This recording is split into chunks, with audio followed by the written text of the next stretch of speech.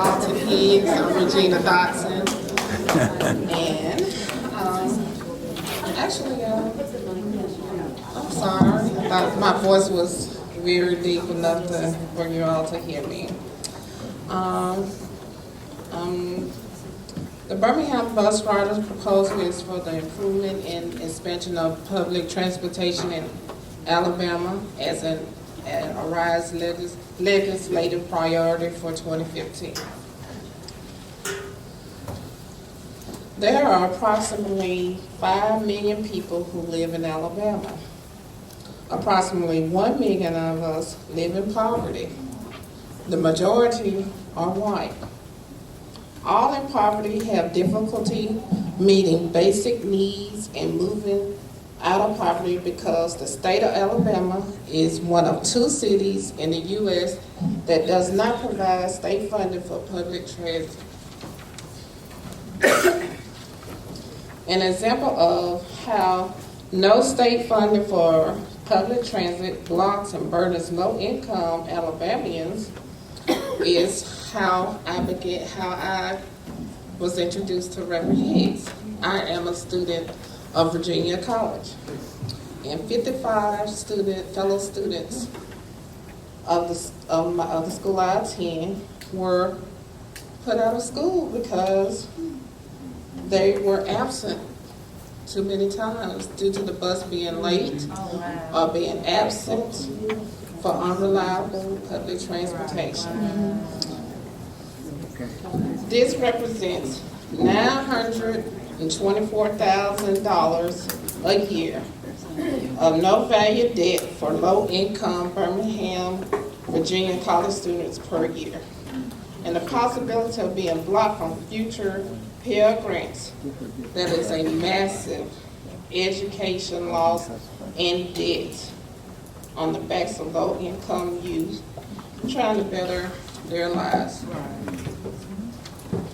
An emerging coalition of public transit executive directors across Alabama is working to develop legislation with strong rural and urban support to provide matching funds for federal grants that can improve and expand public transportation across Alabama.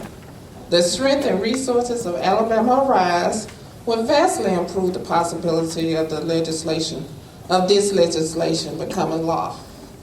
Transportation agencies and bus riders across the state of Alabama will join with the RISE to work in the state house to gain the passage of this legislation.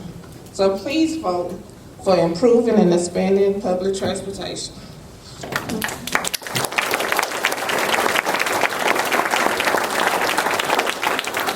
Any questions or anyone? Yes.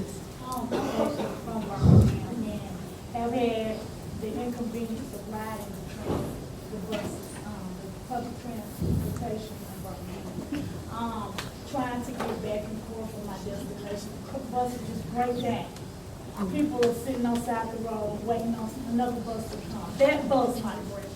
So it's just real sad. And inconvenient. And it's a big inconvenience, but if you get that money, if you do, and I pray to God that this is one of the priorities. The financial, the money, I was told is not going into it's not. The rolling stock. Well, The rolling stock. Yes. It's not going into the bus. It's not. And this is what I was told. So could you honestly, this is my application. I definitely strongly felt this need to push forward. When I met Mr. Higgs, he's just as passionate about it as I am, and we are working hard to get awareness on this issue. And anybody, as all of you all are advocates towards your issue, we're working to get that awareness to the issue, that knowing that a city like Birmingham needs a transit system that works for its citizens.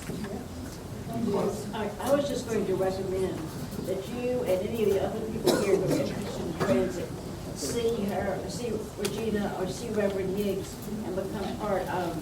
Yes. I am. Okay. So I saw it over here.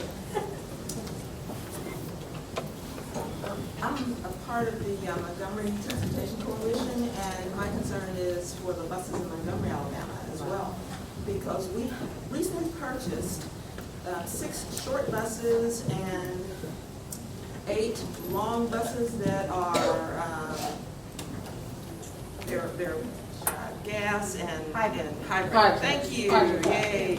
Hybrid buses. The hybrid buses are lovely. The short buses are nice. But if you're on Route 1, that is an hour and a half long, one way, you're going to have about 15 to 20 people on that bus. I've been on one of those buses. The older buses that have been here probably about a good 12, 15 years. Some of them have up to 300,000 miles on those buses. They have no shocks, and the tires are running out. So we're trying to get the city of Montgomery to match the funds that the federal government gives us so we can replace those buses. We've had a fire on one that totally burned it up.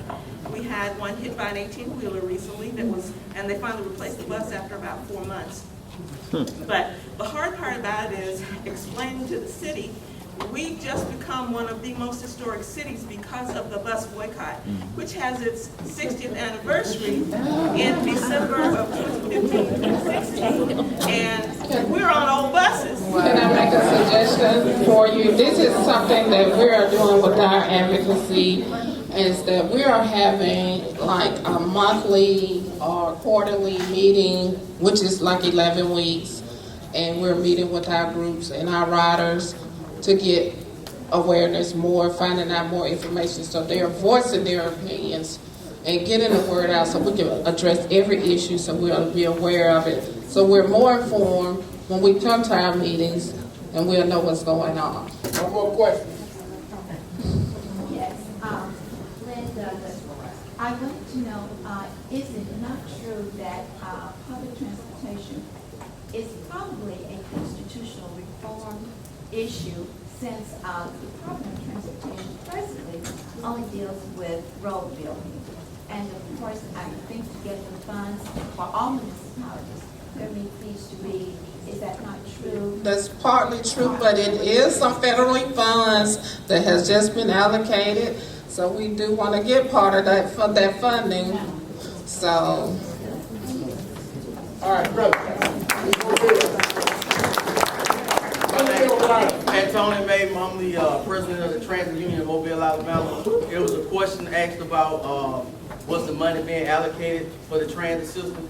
The money is allocated for the transit system, but one of the problems is there are so many problems throughout the state of Alabama as far as the state and the city, the local entities, putting the money, the 20% that should go into the transit system. When it comes down to highways and bridges, that money actually leaves the transit system and goes to the highways and bridges. And then other people are suffering because you have people that's on the paratransit vehicles, they go to dialysis and have to be to the doctors and different things like that. And they can't make it because these buses are breaking down. This is a problem throughout the state of Alabama as far as transportation. And sometimes we're not even able to have routes, buses on routes, because we don't have the proper equipment or the buses to be able to pick people up. And we actually are having some of the passengers picking people up from their houses and taking them to where they need to be. So this is a very important step as far as trying to get some type of money in the state to step up and do what they're supposed to do. We'd like to recognize the local 725 Amalgamated Transit Unions here to support this work. Y'all stand up over there. We appreciate them being here. Brother J.O. Hill and others.